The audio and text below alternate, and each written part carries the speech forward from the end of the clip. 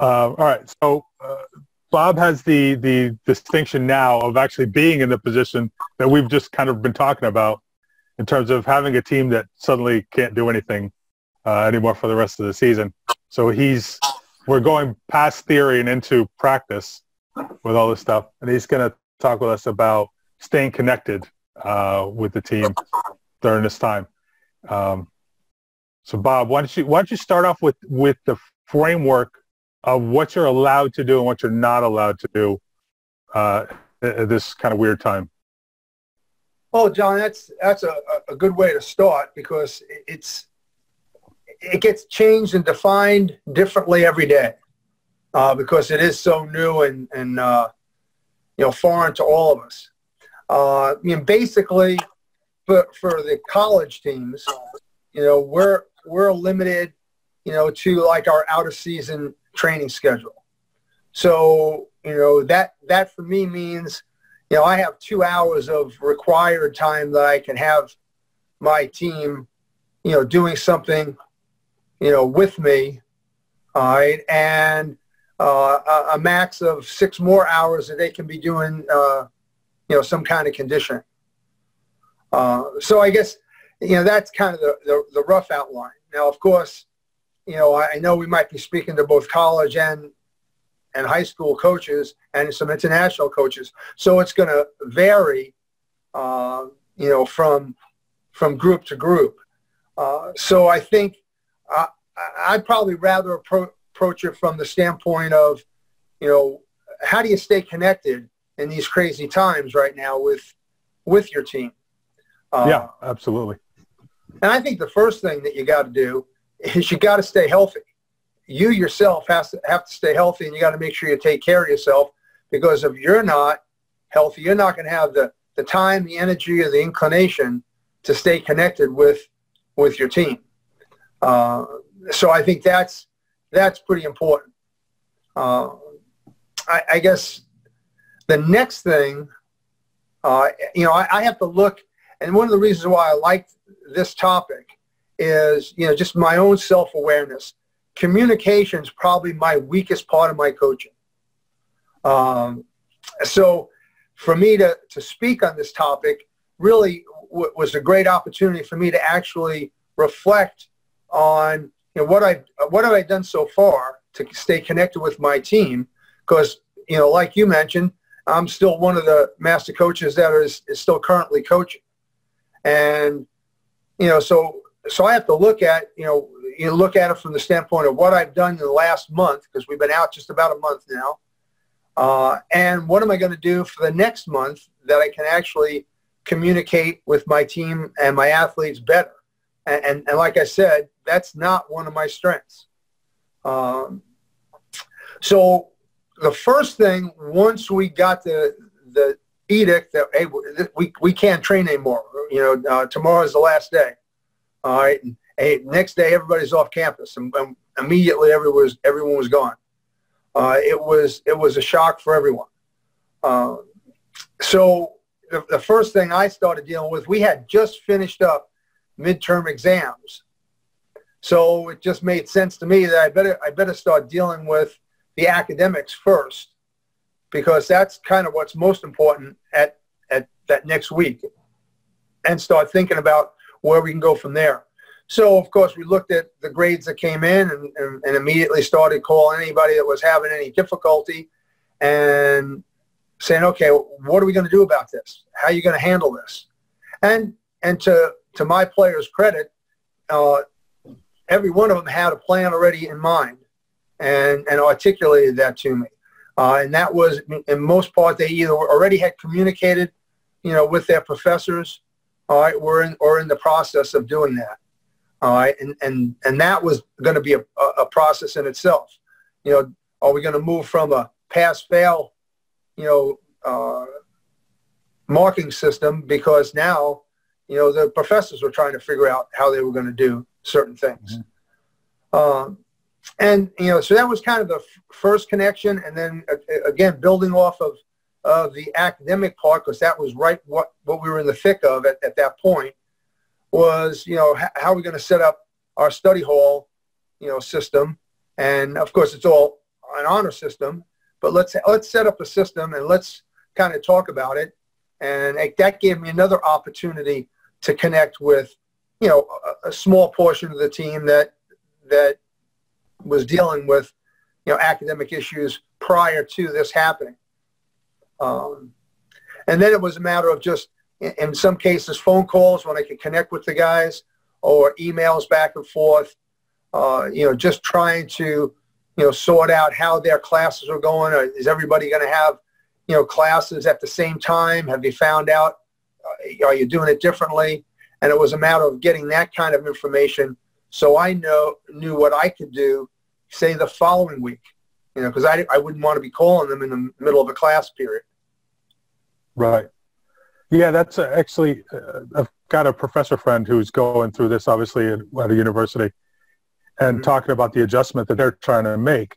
So it's a really complicated situation where the academic side is trying to get a hold of things, and it's changing, their schedules and what office hours don't exist anymore. So that's different.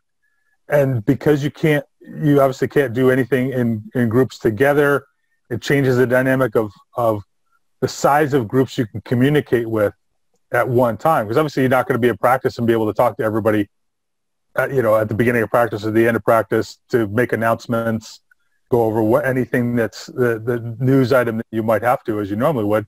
You have to start now potentially breaking that down into maybe smaller group discussions as it pertains, which then takes up more time, doesn't it? Sure, absolutely. And there's no question about that. And, we have already had set up, as most of the coaches have, as a group me kind of, means of communication where we can get stuff out pretty quickly to everyone. So, I've used that a little bit, but again, the athletes are way ahead of me on all this stuff. And to their credit, they had already set up, a new group me with, the returning players, and connected with the incoming freshmen. And they've been actually actively communicating back and forth using that platform amongst themselves, which, again, is great because, as I think Mick had mentioned, or Brian earlier, the importance of the athletes connecting and helping each other is so critical. And I was happy to see that my guys were doing that even before I was getting things up and running a little bit more formally. And then in addition to that, the next piece that I thought our strength coaches did a tremendous job with was they started coming out every day for the first week with a different type of workout program. And of course they were fitting it into our normal schedule for training and conditioning, but every day it was a different workout. So whether an athlete had no weights available at all and just could do body weight, stuff, or if they were in a rehab situation, there was maybe a yoga program that was put out there to, hey, I have weights at home and I can do a regular weight workout, and giving them a more traditional weight training thing. So I thought that was the next piece that we worked on, and that was pretty much done by our strength and conditioning team, and I thought they did a tremendous job. So the second week, they were immediately contacting, getting things up and running, from a conditioning standpoint, which I think is really difficult when your season abruptly comes to an end, because I'm working with the men right now, and we got halfway through the season, and just when you felt like you were turning the corner, now you were done. So it was tough for them to feel like they were, at the height of things, and now all of a sudden in limbo. So I thought the strength coaches coming in with, tangible workouts for the guys to get involved in, was, I think, very important in terms of keeping everybody connected. And then, of course, they had already set up the group me, and were able to communicate with each other on how their workouts were going and what workout they were doing.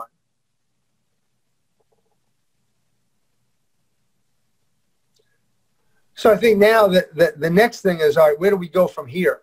You know, what other things can we do to stay connected with our team in this, you know, in these crazy times? So just something like we're doing today with kind of a Zoom meeting, you know, we're going to look into, you know, setting up a Zoom meeting, you know, once a week. All right. First with all our returning players and our graduating seniors, just to kind of put an end to our season. All right. And then gradually move into where we're going to include our incoming freshmen. All right. And, you know, and try to do that, you know, maybe for, you know, 30 minutes once a week, just to get everybody on the same platform, all right, and being able to have a conversation. Now, I will probably do that, you know, as a voluntary thing, but I'll also count it as our countable hours to make sure we don't, you know, in case somebody is perceiving it as being required. And then there's a lot of things I think we can go from there on. Okay. I know my my signal is cutting a little bit in and out, so hopefully the voice will come through. How long can you go on this kind of like the off-season sort of schedule, the 2 and 8, basically up till exams? Yeah, until we get into what would be normally our exam time. A week prior to the exams, you know, we're going to probably have to have everything voluntary at that point. Mm-hmm. Have you thought about anything that you might do with the guys to, you know, further their education and their development beyond obviously the stuff that's coming from the strength coach and the trainers and whatnot to keep them fit and healthy? Right. You know, I think that's one big portion of it right there. You know, we immediately tackled with the academics, and we'll continue to drive that all the way through exams, as will the strength coaches and their direction from a physical standpoint. But yeah, in answering your question, you know, since I've had a lot of extra time, I've probably spent at least an hour a day where I just go through a lot of the old, you know, clinic stuff that I have, you know, stuff from other coaches that I've collected over the years. And it just kind of started to dawn on me that, hey, I got this, you know, wealth of information that it wouldn't be a bad idea to, you know, pass that on to some of my players. Well, they have a lot of time on their hands. You know, it could take 15 minutes, 30 minutes and just read through, you know, one of these handouts that I pulled out of the archives. You know, I did something just recently where I sent out the newest AAU magazine, volleyball magazine that came out, because I had received it from a friend of mine, Paul Gabriel, digitally, and passed it on to the players. You know, not everybody sees that magazine. And there was a couple of articles in there. And I thought, hey, it'd be a good way for them to start reading a little bit about volleyball and staying connected with the game a little bit. So my thought is if I'm able to do this, as we were just discussing, you know, maybe once a week, not overwhelming them with anything, but we basically by the end of the summer, we'll have put together, you know, a volleyball book or a volleyball knowledge base that for the guys that do look at it and spend some time, we'll be on the same sheet of music. They'll be, you know, learning all the stuff, you know, that I have to offer to them. All right. And that could be that could increase our volleyball IQ, which in turn is going to help us, you know, on and off the court, because it'll be things, you know, and I had it broken down into different categories. You know, there'll be some skills, you know, and technique stuff, and then there'll be some system stuff. But there's also a lot that I have, you know, on leadership and on motivation and other areas that I think could be valuable to them, again, on and off the court. So why not go ahead and take some of that information and pass it on when we have the time? Sure. Have you thought about doing anything kind of along a scouting line? Obviously, you're not actually scouting anybody actively, but almost like doing scouting sessions as a way of teaching them how to scout either themselves or the other team, just to make them better at evaluating the game, evaluating opposition, and that sort of thing? Yeah, actually I have. You had mentioned it earlier. Mick talked about data volley. You had talked about volumetrics and huddle. We have a platform that we can use, and actually the guys are pretty good about doing the scouting. And I allow them to do a lot of that stuff themselves, but it's time now, with our development as a team, where I need to lend some structure to what we're doing. Other than that, they're pretty good and seem to enjoy, some more than others, actually looking at video and scouting teams. So I think, not knowing who's going to come back and who's not going to come back next year, it's very possible that they could be looking at some of these films and actually putting together, the scouting reports for next year, because we might be looking at the same team we played this year, depending on who stays behind and takes advantage of the, NCAA regulation and which ones move on. So yeah, that I think is something I just discussed with one of my, team leading players yesterday, and, talked about that might be, 3 or 4 team meetings down the road where we start to introduce that as something that could be beneficial from their development as a player, but also from a scouting standpoint for the future. Yeah. It's funny, just in my head, I can imagine the guys being quite motivated to scout other teams, but a little less motivated to watch themselves, just because they don't, see the competitive advantage in it quite as much. And maybe they need a little bit of a nudge in that direction. Yeah, and I'm sure you're right, and there is some apprehension to go back and look at film when the season got yanked from underneath you. But I think if you commit to the process of getting better as a player, that's a little bit easier to do than if you're one of the top teams and you had a chance of winning the whole thing. I would imagine it'll be a little bit more difficult for them to go back and start, watching film. Right. Just so folks know, we've got Bob for about another 10 minutes. So if you want to shoot in a question for him, go ahead. Anything related to this topic, just use the question and answer function, and I can get it to him, and we can get your question on air, so to speak. Obviously, in the men's game, you've got a different situation than the women's, where the women are going to be trying to prep for August preseason, the school year. Guys, basically it's come back for when the school year starts, and eventually you get into your non-traditional season. What other things can you do, as you kind of wrap up the end of this semester, because you only got a couple of weeks left, and then roll through the summer to kind of develop some momentum heading into, hopefully, the start of the next school year, in September or something like that?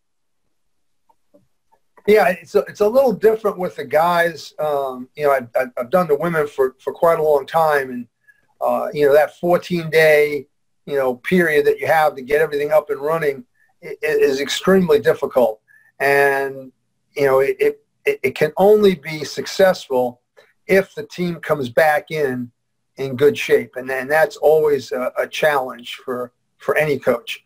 Where at least with the guys, you have some time if they don't come back in great shape to get them in the shape. So it's a much different situation there. I think with the guys, what you face is, the season's so far away. Why am I going to do anything right now? I even find myself, the first week or two that we were in this, COVID-19 situation, saying, all right, well, I need to take a break here. And I had to actually think about, getting myself past that. And I'm sure the guys are struggling with the same thing.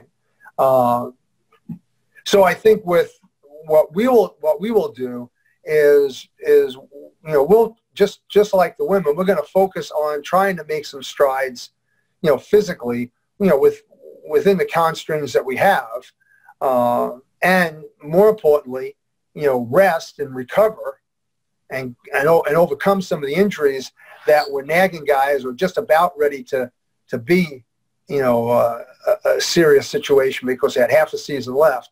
I think it's real important that we rest and recover and continue rehab there. And that might be more of the emphasis at this point in time until we start to get into the summer a little bit more, and hopefully things open up a little bit and guys can get into a gym and actually get a workout and hopefully be able to do more than just individual skill training, which Mick had covered in the last hour. I thought, the couple of things he mentioned were, those are great things.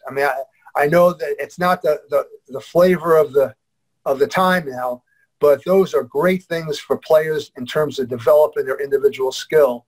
And it's difficult for kids these days to stay focused and put the time and energy, into those kind of skill development technique type things. But if they did spend some time doing that, it would be time well spent coming into that, into the season in the fall for the teams that are going to be playing in the fall. But it's also valuable for the men's teams that, then you'd be able to have, if you get that done, then the players coming in are just going to be able to go through the skill work that much faster and get into the system stuff sooner. Okay. You mentioned GroupMe, and you're going to start, using Zoom or something along those lines to do meetings that way. Is there any other technology that you guys are using to try to facilitate this, additional or alternative communication or whatever? Well, using the platforms that we have to view volleyball and have access to volleyball stuff. Other than that, what I did was, I sent out an email just yesterday and said to the guys, hey, this is what we're going to start trying to do, but I'm open to suggestions. They're amazing. They have so many more good ideas on technology stuff than I do. I'm just lucky I have an assistant coach that knows that stuff real well and teaches me how to do it. So I'm going to be looking to those guys to come up with some suggestions and to drive this bus a little bit, along those lines. Okay. Yeah. That sounds incredibly reasonable. Well, especially after you saw us get on this call in the beginning, and that was like a comedy of errors. Yeah, a couple of people saw that. Not most people.